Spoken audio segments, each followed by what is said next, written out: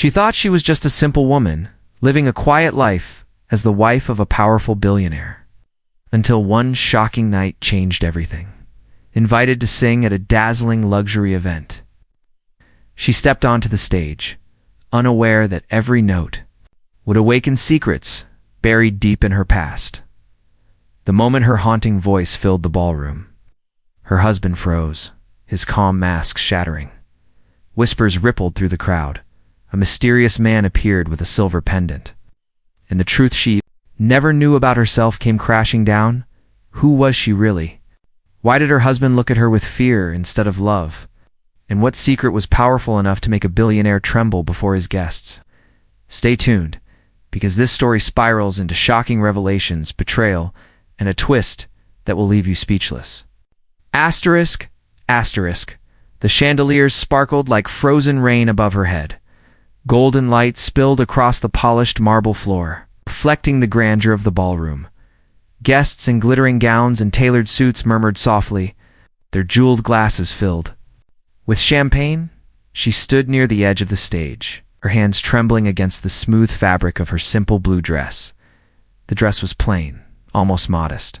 In sharp contrast to the opulence around her, her heart pounded so loudly she thought the entire room could hear it. The microphone glimmered under the spotlight, waiting for her touch. Her husband, seated at the center of the front table, watched her with a calm, unreadable expression. He was a man who commanded boardrooms and empires. But his eyes tonight revealed nothing. The host of the evening announced her name with a flourish. Inviting her forward, she froze for a moment as all eyes turned to her. The heat of the spotlight felt like fire against her skin. The scent of roses and expensive perfume clung to the air, thick and dizzying. She took a shaky step forward, then another. The sound of her heels against the marble echoed louder than the polite. Applause. Whispers rippled through the crowd. Who was she? Why had she been chosen to sing? She wrapped her fingers around the microphone stand, her knuckles pale. Her throat felt dry, but she inhaled deeply, steadying herself. The first note left her lips, soft and trembling. The ballroom fell silent. The music swelled from the orchestra behind her, carrying her voice like a fragile thread. She closed her eyes and sang. Her voice grew stronger, filling the hall with a warmth that cut through the icy elegance of the room. Some guests leaned forward, captivated. Others exchanged surprised glances. She felt their stares, but her mind drifted to memories of quiet nights and whispered songs. She used to hum in her small kitchen. Her husband's gaze did not leave her. When she opened her eyes, his face was no longer unreadable. Shock flashed in his eyes. He looked as though he had never truly seen her before. His hand gripped the edge of the table, his knuckles as white as hers had been moments earlier. A subtle murmur swept through the crowd, building with every note she sang. The final verse carried a rawness, a haunting beauty that seemed to pierce every heart in the room. When the last note faded, silence was thick, almost heavy. Then came the applause. Loud, thunderous applause that filled the hall and rattled her very bones. She lowered the microphone and exhaled slowly, her chest rising and falling with relief. Her husband remained seated, but his expression had changed entirely. There was disbelief in his eyes, and something else. He rose to his feet, his chair scraping sharply against the marble floor. All eyes followed him as he stepped forward, his expensive shoes clicking with authority. She stood frozen, unsure of what he would do next. His face was pale, his jaw tight, his breath uneven. She had never seen him look like this before. He reached the edge of the stage. Staring up at her, the applause quieted into whispers. Again, a ripple of tension moved through the guests, as if they sensed something extraordinary was about to happen. Her fingers clenched the microphone stand, her body rigid. The ballroom felt colder. Despite the golden lights, the air itself seemed to still as he took another step forward. His voice, when he finally spoke, was barely above a whisper. Yet it carried across the entire room. "Who are you?" Her breath caught in her throat. It was not anger in his voice. It was something far more dangerous: recognition and fear. Asterisk, she swallowed hard, her lips parting, but no words came out.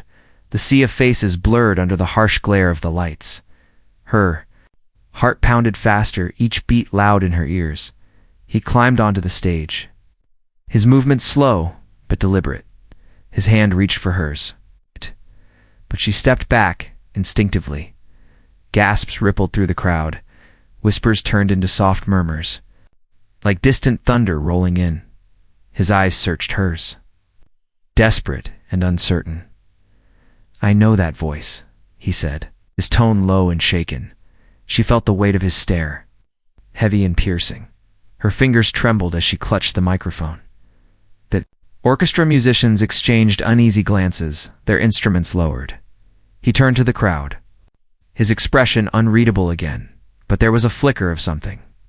Dark in his gaze, the guests shifted uncomfortably in their seats, unsure if they were witnessing drama or disaster. He looked back at her, his breath unsteady. "You sound like her," he whispered. Her pulse raced faster, a chill crawling up her spine. His voice cracked slightly, betraying the calm mask he wore so often. "She is gone. She has been gone for years." The word sent a ripple of confusion through the audience. Her grip on the microphone loosened slightly. She took a small step backward. "I do not understand," she whispered. The words escaped her lips like a confession. His eyes widened, his jaw tightening. "You cannot fool me," he said. "Not with that song." The room felt suffocating. The golden glow of the chandeliers now sharp and cold. Her breath quickened as he moved closer. "You are her," he said louder this time, his voice echoing against the walls. Gasps erupted around the ballroom. She shook, her head slowly, her vision blurring with tears. The tension in the room thickened until it felt unbearable. Every guest was holding their breath. Every gaze was locked on her. And in that moment, she realized something terrifying. He was not just shocked. He was terrified, and so was she. Asterisk, her knees felt weak, as though the marble floor beneath her might crack and swallow her whole. The whispers in the crowd grew louder, a restless hum filling the once glamorous hall. She tightened her grip on the microphone stand, her knuckles white once more. His hand trembled as he reached out, not to touch her, but to steady himself. His breath was shallow, uneven, as if every second brought back a memory he wanted to forget. "Why? Why are you here?" he muttered under his breath. But the microphone caught it, and the words echoed loudly. A wave of unease swept through the guests, their jeweled smiles faltering. She took a small step back, the stage lights blinding her, her heart hammering in her chest. "I was asked to sing," she whispered, her voice shaking but clear. He flinched at the sound, his expression crumbling. "No," he said sharply, his voice low but cutting. "You were not asked. You were sent." The room fell utterly silent. Her breath caught. She felt a chill crawl over her skin. Sent, the word felt heavy, like a key unlocking a door she had never seen. "What are you talking about?"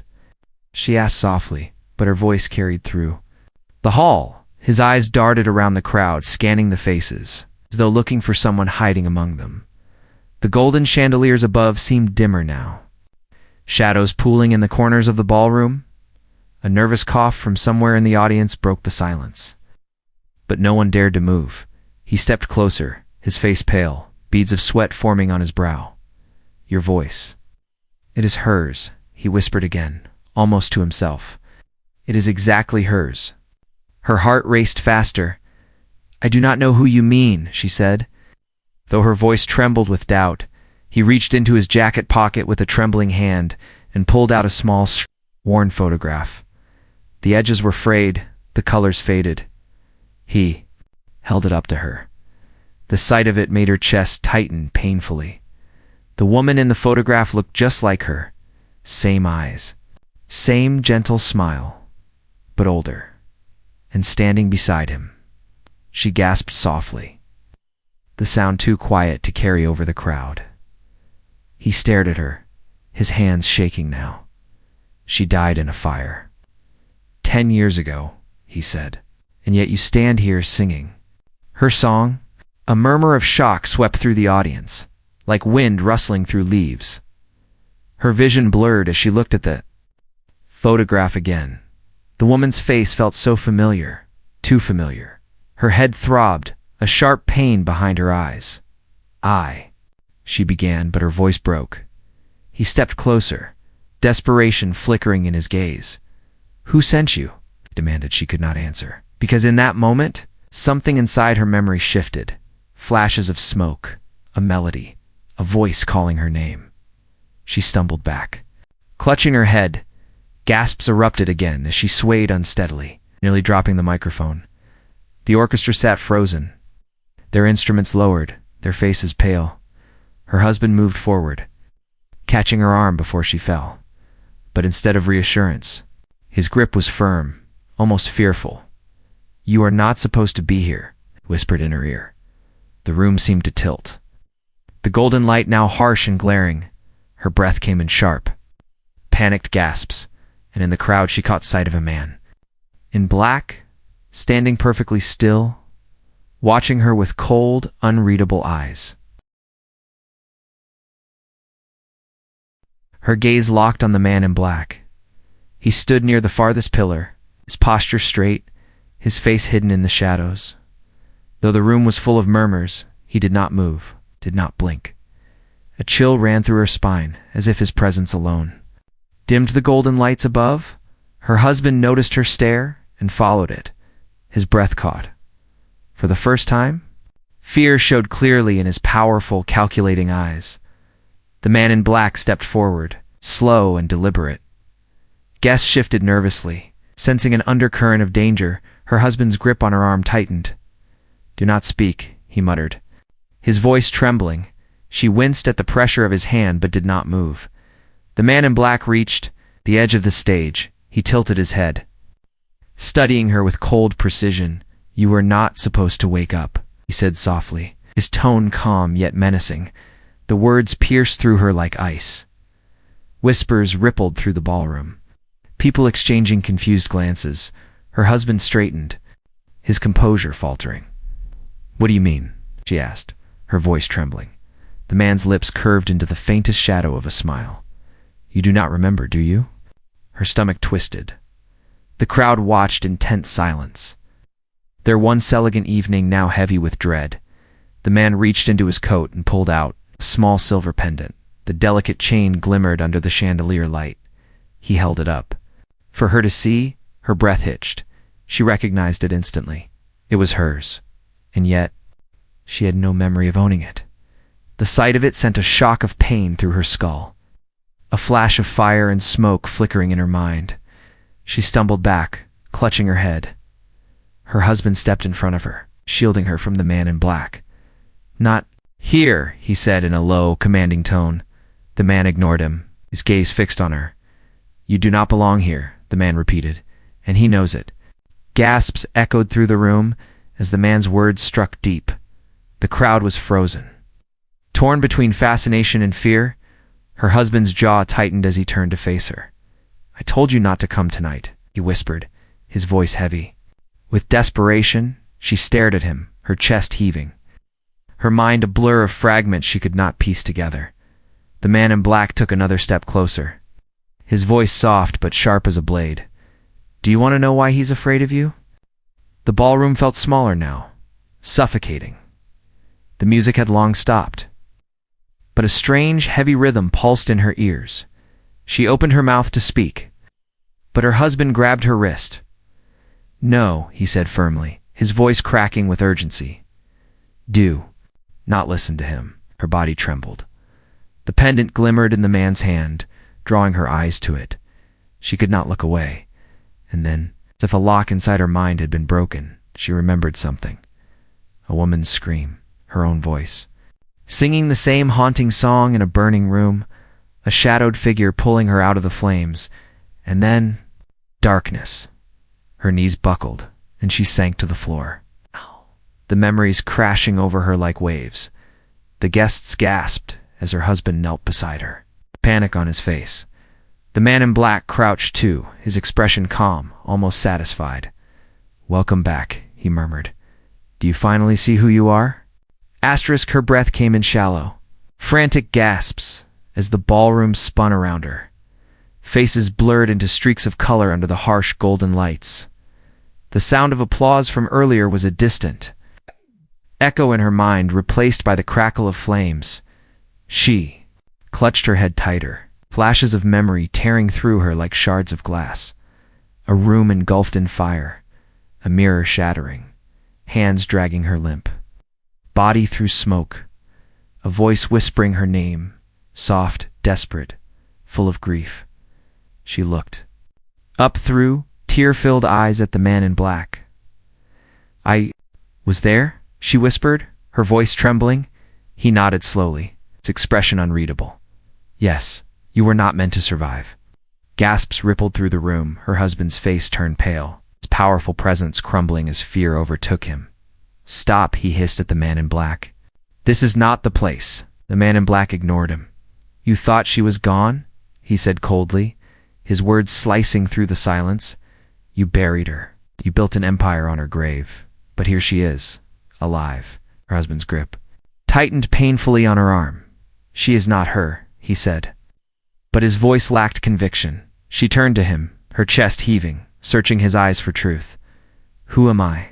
she whispered, his lips parted. But no words came. The weight of his silence crushed her more than any confession could. Tears burned her eyes as she struggled to her feet, her legs trembling beneath her. The guests watched in stunned silence there. Glittering jewelry catching, light like cold stars. No one dared to speak. No one dared to move. The man in black extended his hand to her. "Come with me," he said softly. "You do not belong to him." Her heart pounded, torn between the two men standing before her. Her husband's jaw clenched, his face a mask of fury and desperation. "She belongs to me," he roared, his voice echoing against the marble walls. The sound sent a shiver through the crowd. The man in black's expression darkened. "She never did," he replied calmly. She staggered back, her breath coming in sharp gasps. The memories kept flooding his voice, his promises, his cold control, the warmth of another voice calling her name from the flames, her own scream, and the sound of a gunshot. She froze. Her eyes widened as the memory seared into her mind. She remembered falling. She remembered the pain. She remembered him standing over her, gun in hand. And the world went black. Her body shook violently as she turned to her husband, her voice breaking. "It was you," she whispered, barely audible. His eyes widened, his mask shattering completely. The guests gasped collectively, the weight of her accusation filling the air like poison.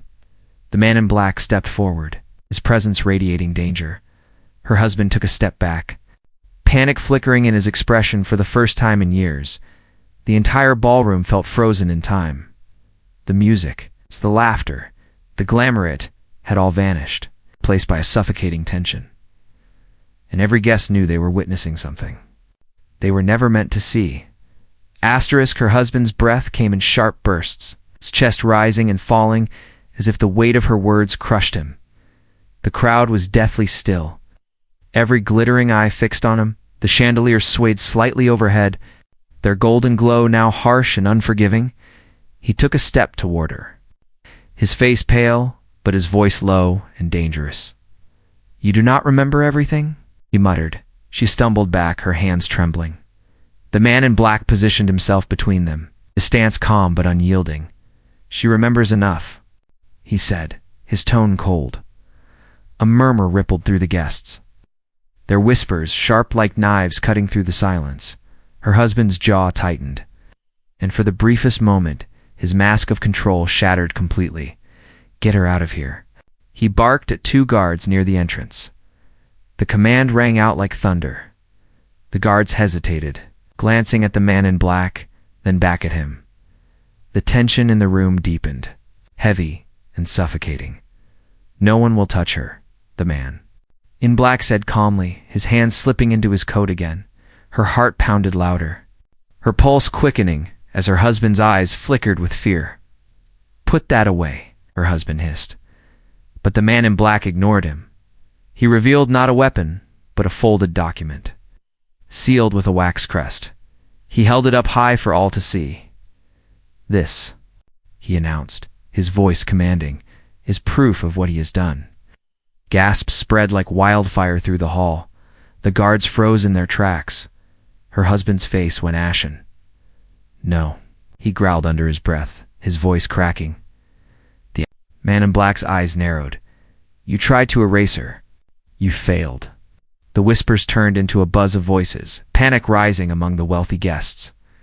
She stared at her husband, tears brimming in her eyes. "I trusted you," she whispered, her voice trembling. His gaze met hers.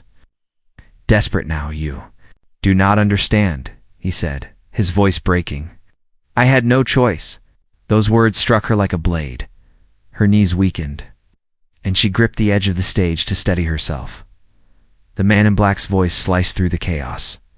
"Tell her the truth." Her husband's eyes darted between her and the man in black. His mouth opened, but no words came. And in that silence, the ballroom door creaked open. A second man stepped inside. Tall, stern, dressed in a tailored, gray suit. His presence was colder than the man in black's. The room seemed to shrink around him. He moved with slow precision, his polished shoes clicking against the marble floor. All whispers stopped. Even her husband stiffened. The man in gray adjusted his cufflinks before speaking. In a calm, measured voice, "This has gone too far." The man in gray's words hung heavy in the air, silencing even the murmurs that trembled through the crowd. Every guest sat frozen, their jeweled hands gripping champagne flutes and silk clutches, afraid to move. His eyes swept the ballroom, cold and calculating, landing on her with an intensity that made her skin prickle. Her husband straightened immediately, his posture stiff, like a man standing before a judge. The man in black stepped aside slightly, but his presence remained sharp, protective. She clung to the edge of the stage, her breathing shallow, her body trembling. The man in gray finally spoke again, his voice steady and deep. "Bring her to me." The words sent a shiver down her spine. Her husband moved instinctively, stepping closer to shield her, his expression fierce. "No," he said firmly. "She stays with me." The man in gray tilted his head, unfazed. "You do not own her," he said coolly. "You never did." The ballroom filled with a collective gasp. Her husband's face darkened, his jaw clenched tight. The man in black unfolded the sealed document, his voice calm but piercing. "She is not your wife," he said. His eyes on her husband? "Not legally, not by blood, not even by choice."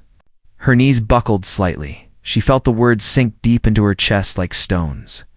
She was not his wife. Her hands trembled harder as she stared at the man she thought she knew. He turned to her, desperation flashing in his eyes. "It is not what it sounds like," he said quickly, but she could see it now. The fear in his expression was not for her, it was for himself. The man in gray stepped closer, his polished shoes echoing in the vast silence. "Tell her the truth," he commanded softly. Her husband shook his head, sweat glistening on his brow. "Not here," he muttered. "It's not in front of them." The man in black's voice cut through like steel. "Then I will." He held up the document for the crowd to see. "This," he declared, "is a signed report from the investigation 10 years ago.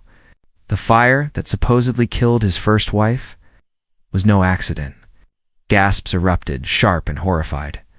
The guests shifted uneasily, some covering their mouths, others leaning forward in disbelief. Her head spun. She felt like the air had been ripped from her lungs. The man in gray's eyes remained locked on her. "Do you know why you survived?" he asked quietly. Her heart thudded painfully in her chest. She shook her head slowly, unable to speak. The man in gray's voice softened, but his words were sharp as a blade. "Because someone saved you that night and erased your memory."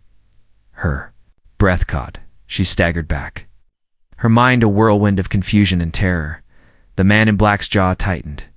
"She was never meant to come back," said gravely. "She was meant to disappear forever." Her husband's composure shattered completely. Stop this, he roared, his voice cracking with desperation. But the man in gray ignored him, his piercing eyes fixed on her. Your name is not what you think it is, he said, and you were never his wife. The entire ballroom seemed to tilt, the walls closing in as his words echoed in her ears. The faces around her blurred, and for the first time, she felt like a stranger in her own life. The ballroom erupted into chaos as guests screamed and dove for cover, their glittering gowns and tuxedos vanishing into a blur of fear. Her breath caught in her throat as her husband's hand trembled around the gun, his face pale and desperate. Stay back, he shouted, his voice cracking under the weight of panic. The man in black moved like a shadow, stepping in front of her, his stance steady, his eyes locked on the weapon. Put it down, he said calmly, but his voice carried steel. The man in gray remained composed, his gaze fixed on her husband, watching him like a predator studying prey. Tears streamed down her face as she whispered, Please, stop. Her husband's hand shook harder, the gun wavering in his grip. I did everything for you, he cried, his voice echoing through the vast hall. I gave you a life. I gave you everything. Her chest tightened as his words cut through, the air sharp and desperate, but the memories flooding her mind told a different story, chains wrapped in silk. A life built on fear and a fire that nearly consumed her. The man in black stepped closer, his voice low, controlled. You will not hurt her again? There was a flash of movement, a sharp crack that echoed like thunder, and the gun clattered to the floor. Her husband cried out, clutching his hand, blood seeping between his fingers. The guards rushed forward, pinning him to the ground, his power crumbling as he thrashed helplessly. The crowd, once frozen in shock, now murmured in fear and disbelief. She stood trembling, tears streaming down her cheeks, watching as the man she thought she loved was dragged away in disgrace. The man in gray approached her slowly, his expression softening. It is over, he said gently. The man in black handed her the silver pendant, placing it in her shaking hands. You are Lena Caro, he said softly, and you are free. Her knees buckled, and she sank into a chair, clutching the pendant to her chest.